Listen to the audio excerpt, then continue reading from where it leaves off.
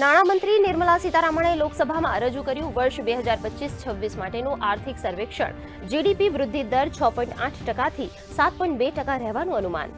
Budget સત્ર પહેલા પ્રધાનમંત્રી નરેન્દ્ર મોદીએ કહ્યું, સરકાર માટે રિફોર્મ, પરફોર્મ અને ટ્રાન્સફોર્મ મહત્વના.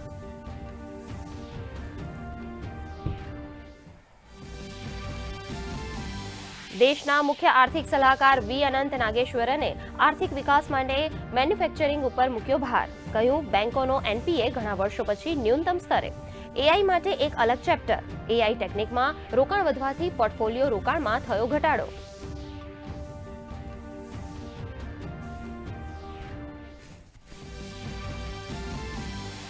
દિલ્હીમાં બીટિંગ ધ રિટ્રીટ સેરેમની સાથે ગણતંત્ર સમારોહનું ઔપચારિક સમાપન.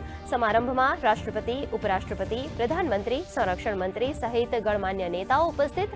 વિજય ચોકમાં ગુંજી ઉઠી પોલીસ બેન્ડની મધુર સુરાવલીઓ.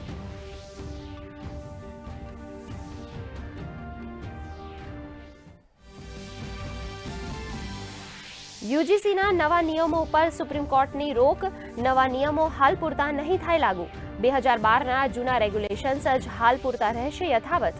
સર્વોચ્ચ અદાલતે યુજીસી તેમજ કેન્દ્રને આપી નોટિસ.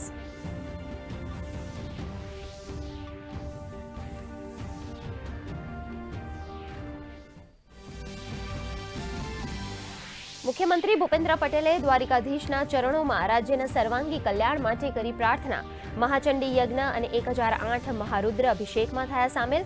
તો ગીર જંગલના વનકર્મીઓને પેટ્રોલિંગ પ્રોટેક્શન માટેના 183 વાહનોની આપી ભેટ.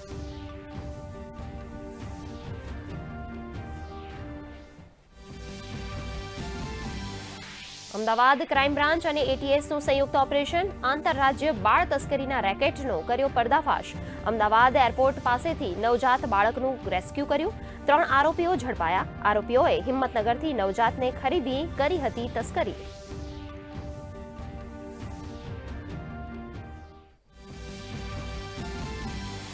ગાંધીનગર કમલમ ખાતે પ્રી બજેટ સેમિનાર. પ્રદેશ ભાજપ અધ્યક્ષ જગદીશ વિશ્વકર્માની વિશેષ ઉપસ્થિતિ. વિકસિત ભારત એટ 2047ના વિઝનને સાકાર કરવા આગામી બજેટના મહત્વ અંગે થઈ ચર્ચા.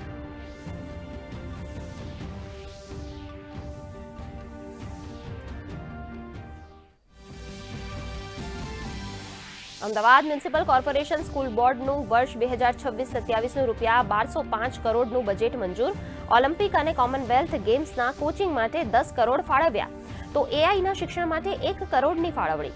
એએમટીએસનું ₹991 કરોડનું ડ્રાફ્ટ બજેટ પણ થયું રજૂ. તમામ બસમાં એસીની સુવિધાનો પ્રસ્તાવ. રાજ્યમાં હાડ થીજવતી ઠંડીનો અનુભવ. 7 ડિગ્રી સાથે નલિયા સૌથી ઠંડુ શહેર. 5 શહેરોનું લઘુત્તમ તાપમાન 11 ડિગ્રીને સ્પર્શ્યું. આગામી સમયમાં ઠંડીમાં આંશિક ઘટાડો થવાનું હવામાન વિભાગનું અનુમાન.